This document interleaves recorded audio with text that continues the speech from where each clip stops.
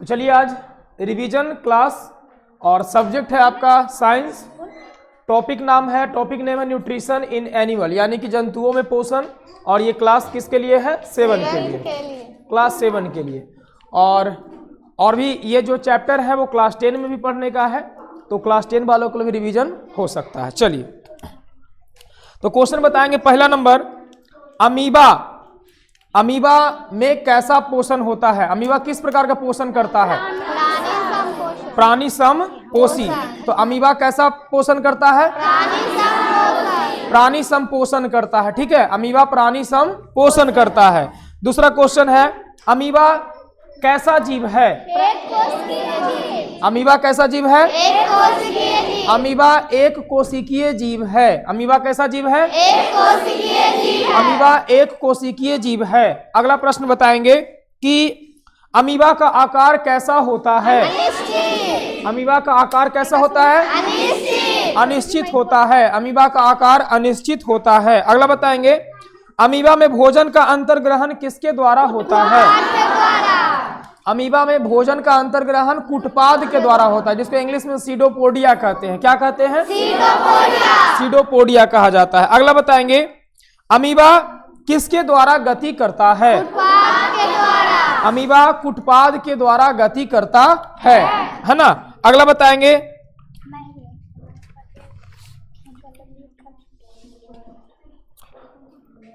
Amoeba में कैसा विभाजन होता है? द्विखंडन विभाजन, यानी जिसको हम क्या कहते हैं? Binary fission. द्विखंडन विभाजन। अगला बताएंगे, अमीबा में कितने केंद्रक पाए जाते हैं? अमीबा में कितने केंद्रक पाए जाते हैं?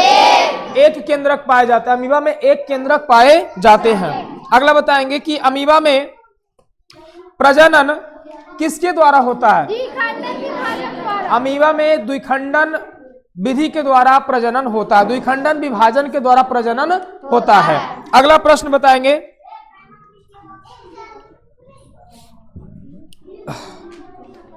पैरामीशियम कैसा जीव है? पैरामीशियम कैसा जीव है? पैरामीशियम एक कोशिकीय जीव है। ठीक है, अगला बताइएगा। अच्छा हाँ बैठो, आते हैं। पैरामीशियम का आकार कैसा होता है? पैरामीशियम का आकार कैसा होता है? स्लीपर के जैसा, यानी कि इसका आकार जो होता है वो निश्चित होता है। क्या होता है? निश्चित होता है। अगला बताइएगा कि पैरामीशियम में भोजन का अंतर्ग्रहण किसके द्वारा होता है?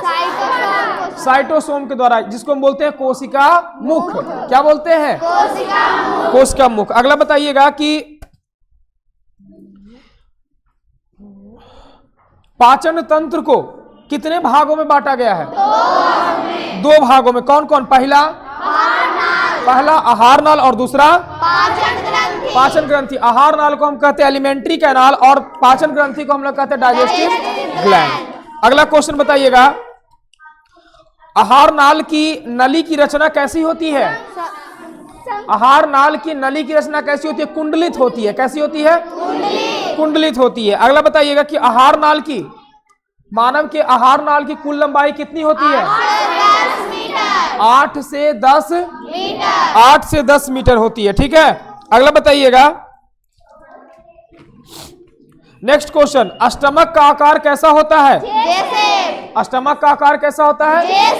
जे शेप्ड होता है। स्टमक का आकार जे शेप्ड। बताएंगे कि हमारे मुख में कुल कितने प्रकार के दांत होते हैं?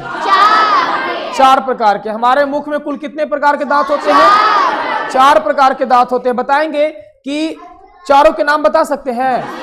बताइए। पहला नंबर इंसीजर, उसके बाद बगल में केनाइन, उसके बाद प्रीमोलर, उसके बाद मोलर। यानी हमारे मुख में 4 प्रकार के दांत होते हैं। पहला इंसीजर, उसके बगल में होता है केनाइन, उसके बाद होता है प्रीमोलर और उसके बाद होता है मोलर होता है। बताएंगे कि इंसीजर की संख्या टोटल कितनी होती है? 8 होती है। इंसीजर की कुल संख्या 8 होती है। केनाइन की कुल संख्या कितनी होती है? केनाइन की कुल संख्या 4 होती है। प्रीमोलर की कुल संख्या कितनी होती है? 8। प्री मोलर की कुल संख्या 8 और मोलर की कुल संख्या कितनी? 12। मोलर की कुल संख्या 12। यानी कि अगर हम आपसे पूछें कि बताइए कि सबसे ज्यादा प्रकार के दांत कौन होता है? मोलर। सबसे ज्यादा प्रकार के दांत कौन होता है? मोलर। और हमें बताइएगा कि बच्चा की अगर बात करें तो बच्चा में कौन सा दांत बिल्कुल नहीं होता है? प्री मोलर और थर्ड मोलर। प्री मोलर और थर्ड मोलर बच्चा में बिल्कुल नहीं पाया जाता है। अगर हम आपसे पूछें कि बताइए dental formula of child, dental formula of child क्या होगा? डेंटल फॉर्मूला ऑफ चाइल्ड क्या होगा? 2102। 2102 यानी इंसीजर 2 गो, केनाइन 1 गो, प्रीमोलर 0 नहीं होता है और मोलर कितना? 2 गो। कहने का मतलब है कि दंत सूत्र, ये दंत सूत्र जो है वो 1/4 को बताता है। दंत सूत्र 1/4 को बताता है। यानी 2 कहने का मतलब उसमें 4 से गुना कर दिए कितना हो जाएगा? 8। 2 कहने का मतलब उसमें 4 से गुना करेंगे कितना होगा? 8। तो डेंटल फॉर्मूला ऑफ चाइल्ड का होता है 2102। 2102 यानी 2102 हो गया। और अगर आपसे पूछे dental formula of human, adult human कितना हो जाएगा? 2123। 2123 यानी इंसीजर 2 गो, केनाइन 1 गो, प्रीमोलर 2 गो और मोलर कितना? 3 गो। तो 3 चौके 12 सबसे ज्यादा प्रकार के दांत हो गया। आगे बताइएगा कि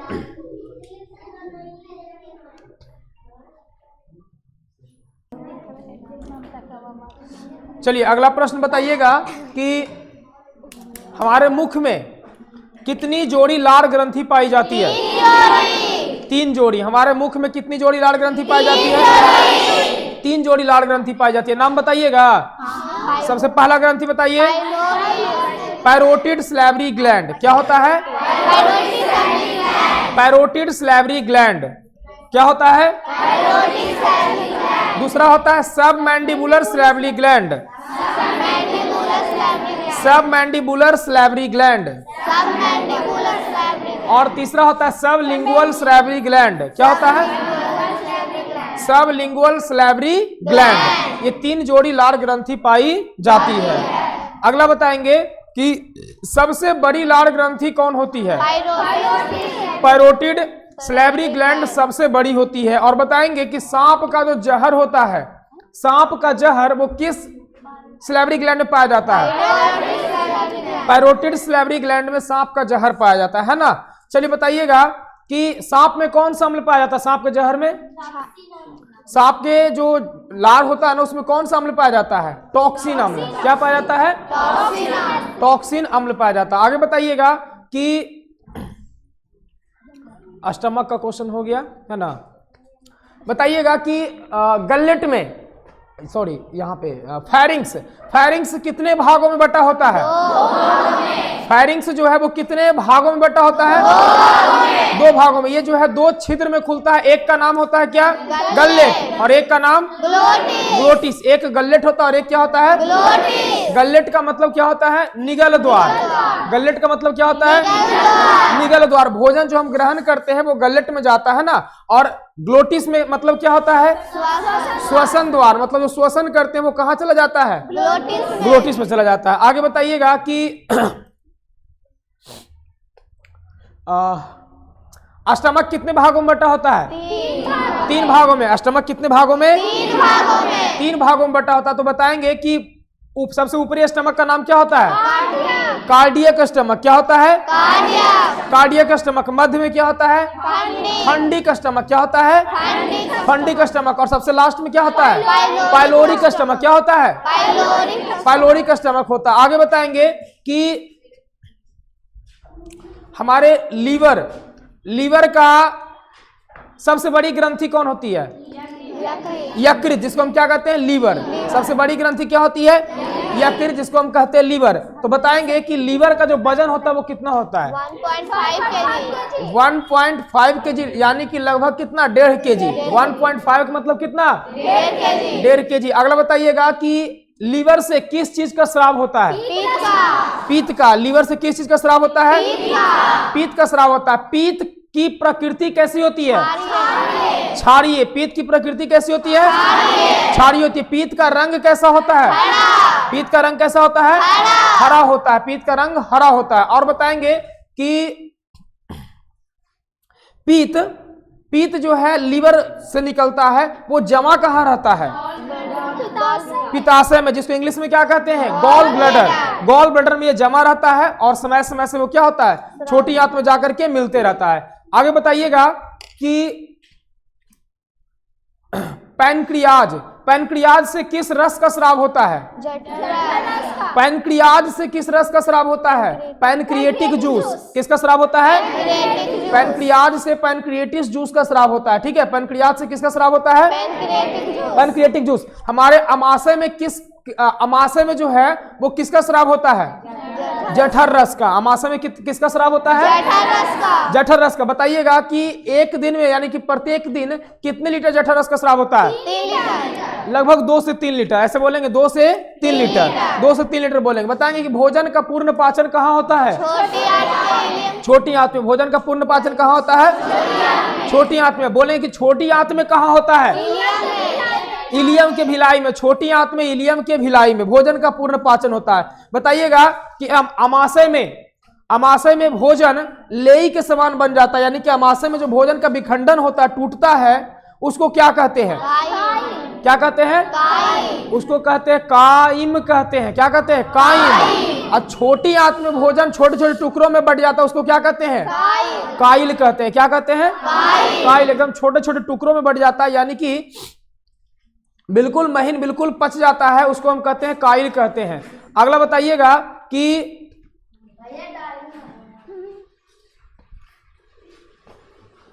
ऑफिस में ले लो। अगला बताइएगा जल का अवशोषण कहाँ होता है? बड़ी आंत में। जल का अवशोषण कहाँ होता है? बड़ी आंत में जल का अवशोषण होता है। अगला बताइएगा कि बड़ी आंत में जल का अवशोषण होता है। और बताएंगे कि छोटी आंत कितने भागों में बटा होता है? 3 भागों में। कौन कौन? Duodenum, jejunum, ilium. डिओडेनम की आकृति कैसी होती है? C shaped. डिओडेनम की आकृति कैसी होती है? सी शेप्ड होती है। आगे बताइएगा कि बड़ी आंत कितने भागों में बटा होता है? 2 भागों में। पहला रेक्टम, कोलन और दूसरा रेक्टम। पहला कोलन और दूसरा रेक्टम। कोलन कितने भागों में बटा होता है? 3 भागों में। कौन कौन? Ascending colon, transverse colon, descending colon. Ascending colon, transverse colon, descending colon. 3 भागों में बटा होता है। बताइएगा कि रेक्टम की लंबाई कितनी होती है? 21 से 23 सेंटीमीटर। रेक्टम की लंबाई कितनी होती है? 21 से 23 सेंटीमीटर रेक्टम की लंबाई होती है। ठीक है, आगे बताइएगा कि छोटी आंत और बड़ी आंत, छोटी और बड़ी आंत जहां पे जुड़ती है उस जोड़ को क्या कहते हैं? सीकम। क्या कहते हैं? सीकम। छोटी आंत और बड़ी आंत जहां पर जुड़ती है उस जोड़ को क्या कहते हैं? सीकम। और वहीं पर एक आंगुली नुमा संरचना निकली हुई होती है, उसे क्या कहते हैं? अपेंडिक्स। क्या कहते हैं? अपेंडिक्स। हमारे शरीर में अपेंडिक्स जो है वो क्या उत्सर्जी मतलब उत्सर्जी नहीं, ये जो है बेकार, मतलब समझो कि हमारे काम का ये नहीं है। अगर जब भी कभी ऑपरेशन वगैरह होता है ना तो उसको क्या कर दिया जाता है? निकाल दिया जाता है। ठीक है, चलिए आगे बताइएगा। हमारे पूरे जीवन काल में दांतों की कुल संख्या कितनी होगी? 52। 20 गो बच्चा में, टूटला के बाद फिर 32 को होता है ना। टोटल मिलाकर के पूरे जीवन काल में हमारे दांतों की संख्या 52। बताइएगा कि क्वेश्चन बताएंगे, क्या क्वेश्चन बताइएगा? हमारे पेट में, अमाशय में भोजन पचने में कितना समय लगता है? 3 से 4 घंटा। क्या बोलेंगे? 3 से 4 घंटा। हमारे अमाशय में, पेट में भोजन को पचने में समय लगता है 3 से 4 घंटा, है ना। जैसे खाना खा लिए, एकदम भर के खाना खा लिए, अब रसगुल्लो खिलाएगा ना तो आदमी नहीं खाएगा, एकदम चाप के खा लिया है। उसके बाद 3 से 4 घंटा 12 बजे रतिया में होता है, 12 बजे रात होता है, कहीं भोज में गए हैं, निमंत्रण में गए हुए हैं, तो रसगुल्ला देख के मुंह में पनिया आते रहता है ना। जखनी भार पेट खा लेते हैं ना तो आदमी देता है कि लो लीजिए ना, ले जाइए, खा लीजिएगा ना, अब खा लिए कोई दिक्कत नहीं है। अब बाद में याद आता भले ले लेते ना तो बढ़िया रहता, रतिया में भी खाई के हो तो भूखवा तो लग ही गया है ना, होता है ना। तो इस प्रकार से 3 से 4 घंटा में भोजन पच जाता है, पच के छोटी आंत से होते हुए वो बड़ी आंत में क्या होता है, अपना काम करते रहता है। ठीक है, चलिए अगला बताइएगा कि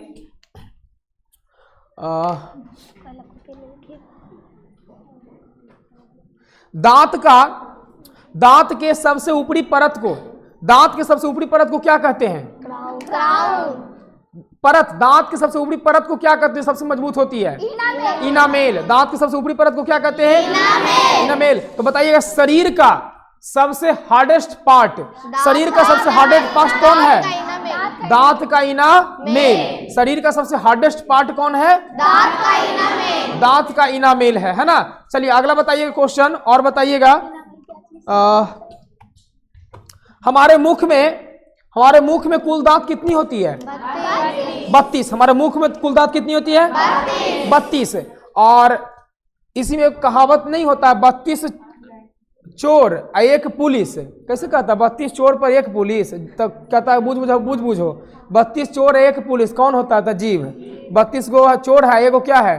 पुलिस। ऐसी करे कुछ कहावत होता है ना, तू सबको नहीं पता है? कौन दुनिया में तू सब रहती है? तो बताइएगा। चलिए जीभ की बात करते हैं। तो जीभ जो है, जीभ के ऊपर दानेदार संरचना होती है, जिसे क्या कहते हैं? स्वाद कलियां। इंग्लिश में क्या कहते हैं? टेस्ट वर्ड्स कहते हैं। स्वाद कलियां टेस्ट वर्ड्स कहते हैं। बताइएगा कि टेस्ट वर्ड्स कभी कभी क्या होता है कि स्वाद कलियां टेस्ट वर्ड्स आगे में जो है वो छोटी छोटी होती है, पीछे में क्या होती है? बड़ी बड़ी। बताइए कुल टेस्ट वर्ड्स की संख्या लगभग कितनी होती है? 10,000। लगभग कितनी होती है? 10,000। कभी कभी क्या होता है ना कि हम लोग जो है, मान लीजिए कि रात में निमंत्रण है, लगन का समय चल रहा, अभी रात में निमंत्रण है, सच में आज निमंत्रण है।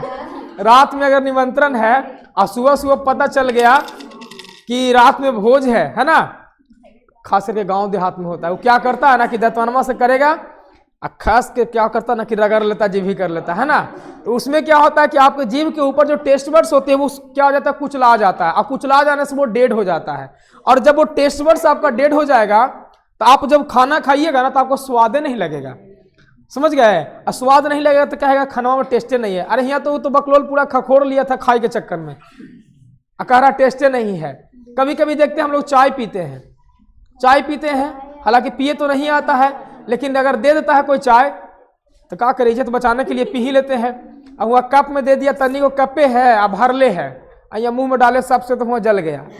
तो जीभ क्या हो जाता है? आगे पक्का चाय पीने में पक्का जलता है, जीभ जल गया। अब खाना खा रहे हैं, टेस्टे नहीं लग रहा, नमक ज्यादा कम कुछ पत्ते नहीं चल रहा है, होता है ना। तो उस समय क्या होता है? गर्म जाने से ये जो आपके कोशिकाएं हैं, जो आपका टेस्ट बड्स है, वही क्या हो जाता है? डेड कर जाता है, कोशिका डेड कर जाता है। फिर उसको बनने में समय लगता है, 2 से 4 दिन समय लगता है, तब जाकर के आपको टेस्ट आता है। तो इसीलिए टेस्ट वर्ड्स जो होती है उसको बढ़िया से संभाल के रखना, मतलब बढ़िया से रखना, ऐसा ना कि खखोर लेना पूरा न होता है ना। चलिए आगे क्वेश्चन बताइएगा कि, और देखते हैं क्या लिखा हुआ है। हाँ, प्रत्येक दांत जो होती है, प्रत्येक दांत, एक दांत कितने भागों में बटा होता है? 3 भागों में। कौन कौन? रूट, नेक, क्राउन, या क्राउन, नेक, रूट, है ना। 3 भागों में बटा होता है। चलिए आगे बताइएगा कि दांत का जो इनामेल होता है वो किसका बना होता है? कैल्शियम फास्फेट का। दांत का इनामेल किसका बना होता है? दांत का इनामेल किसका बना होता है? कैल्शियम फास्फेट का। दांत का इनामेल किसका बना होता है? कैल्शियम फास्फेट का बना होता है ना। आगे बताइएगा, पाइल्स बीमारी कहाँ होती है? रेक्टम में। पाइल्स बीमारी कहाँ होती है? रेक्टम में होती है आपकी पाइल्स बीमारी, है ना। रेक्टम में क्या होती है? पाइल्स बीमारी होती है। अगला बताइएगा,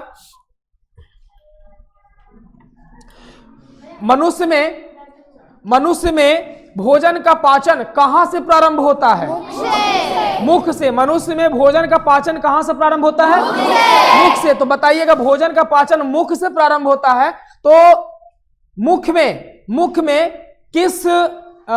में अगर पूछे कि मुख में किसका पाचन होता है? कार्बोहाइड्रेट का। मुख में कार्बोहाइड्रेट का पाचन होता है। कितना परसेंट पाचन होता है? 30%। 30% मुख में कार्बोहाइड्रेट का पाचन होता है। 70% वो जाकर के हमारे आहार नाल में यानी कि छोटी आंत में जाकर के पचता है। 30% कार्बोहाइड्रेट का पाचन मुख में ही हो जाता है। समझ गए? इसीलिए खिलाड़ियों को इंस्टेंट एनर्जी के लिए, तुरंत एनर्जी के लिए कार्बोहाइड्रेट दिया जाता है। क्या दिया जाता है? कार्बोहाइड्रेट दिया जाता है। खिलाड़ियों को इंस्टेंट एनर्जी के लिए, तुरंत एनर्जी के लिए कार्बोहाइड्रेट दिया जाता है। आपसे पूछा जाए कि बताइए कार्बोहाइड्रेट और वसा दोनों की समान मात्रा ली जाए, कार्बोहाइड्रेट और वसा दोनों की समान मात्रा ली जाए तो ज्यादा एनर्जी कौन देगा? वसा। ज्यादा एनर्जी कौन देगा? लेकिन जल्दी एनर्जी कौन देगा? कार्बोहाइड्रेट जल्दी एनर्जी देगा। लेकिन समान मात्रा, अगर 100 ग्राम कार्बोहाइड्रेट लिए, 100 ग्राम अगर वसा लिए तो ज्यादा एनर्जी जनरेट करेगा वसा। लेकिन जल्दी की बात करें तो इंस्टेंट एनर्जी देगा कार्बोहाइड्रेट। कौन देगा? कार्बोहाइड्रेट देगा। ठीक है, और देखते हैं और क्वेश्चन हमको इतना और याद नहीं है भाई। बताइएगा पैरामीशियम का प्रचलन अंगक क्या है? सिलिया। पैरामीशियम का प्रचलन अंगक क्या है? सिलिया। बताइएगा कि पैरामीशियम का प्रचलन अंगक सिलिया है। सिलिया और फ्लैजिला दो रोएदार उसका जो अंग में रोएदार होता है, बाल की तरह हम लोग का होता है ना, उसी पर से रोएदार होता है। बताइए सिलिया और फ्लैजिला में छोटा कौन है? सिलिया और फ्लैजिला में छोटा कौन है? सिलिया। कौन छोटा है? सिलिया। देखो याद कैसे रखेंगे? CF, एफ आता 6 नंबर पर, सी आता 3 नंबर पर। छोटा कौन है? 3 नंबर। इसलिए सिलिया क्या हो गया? छोटा। सिलिया छोटा होता है ना। आगे बताइएगा कि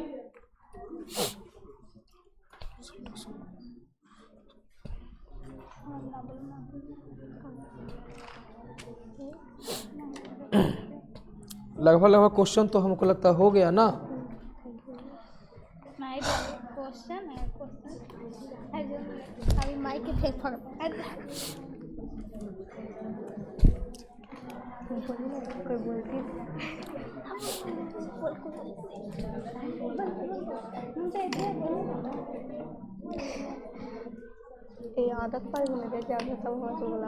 चलिए बस बताइएगा, वैसा दांत जो 2 बार जन्म लेता है और 2 बार टूटता है उसे क्या कहते हैं? डाइफियोडोंट। क्या कहते हैं? डाइफियोडोंट कहते हैं। और वैसा दांत जो जीवन में केवल एक ही बार निकलता है, मोनोफियोडोंट है ना। और वैसा दांत जो एक से अधिक प्रकार का होता है, हेट्रोडोंट। एक से अधिक प्रकार के दांत को क्या कहते हैं? हेट्रोडोंट कहते हैं। बहुत अच्छा। बताइएगा कि नोज टीथ किस दांत को कहते हैं? नोज टीथ किस दांत को? इंसीजर को नोज टीथ कहा जाता है। तो बताइएगा चिक टीथ किसको कहते हैं? केनाइन को चिक टीथ कहा जाता है। क्या कहा जाता है? चिक टीथ। और बताइए आई टीथ किसको कहते हैं? प्री मोलर को आई टीथ कहा जाता है। और विजडम टीथ किसे कहा जाता है? मोलर को विजडम टीथ कहा जाता है ना, बुद्धि का दांत कहा जाता है। अगला बताइएगा कि शाकाहारी जानवरों में कौन सा दांत चौड़ा होता है? शाकाहारी जानवरों में कौन सा दांत चौड़ा होता है? इंसीजर। शाकाहारी जानवरों में इंसीजर जो होता है वो चौड़ा होता है। बताइएगा कौन सा दांत मांसाहारी में नुकीला होता है? केनाइन। केनाइन नुकीला होता है, उसको रदनक कहा जाता है। चिड़ने फाड़ने वाला दांत कहा जाता है। क्या कहा जाता है? चिड़ने फाड़ने वाला दांत कहा जाता है, वो चीड़ता फाड़ता है ना। चलिए तो अगला बताइएगा कि दूध के दांतों की कुल संख्या कितनी होती है? 20। दूध के दांतों की कुल संख्या कितनी होती है? 20 होती है। बताइएगा अगला कि मच्छर में दांतों की संख्या कितनी होती है? 47। मच्छर में दांतों की संख्या 47। गाय में दांतों की संख्या 32। गाय में दांतों की संख्या 32 होती है ना। बताइएगा कि अगला क्वेश्चन,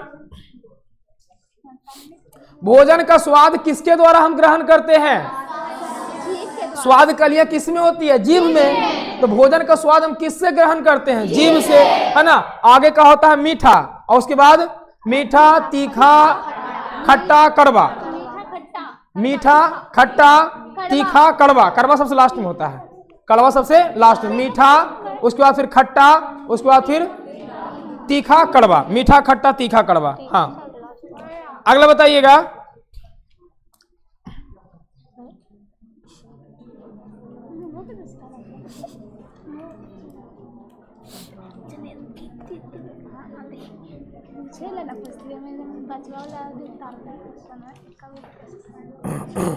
बताइए लार कैसा तरल पदार्थ है? लार की प्रकृति कैसी होती है? लार की जो प्रकृति होती है वो कैसी होती है? क्षारीय होती है। लार की प्रकृति कैसी होती है? लार में कितना % जल पाया जाता है? 99.2%। लार में 99.2% क्या पाया जाता है? जल पाया जाता है ना। अगला क्वेश्चन बताएंगे कि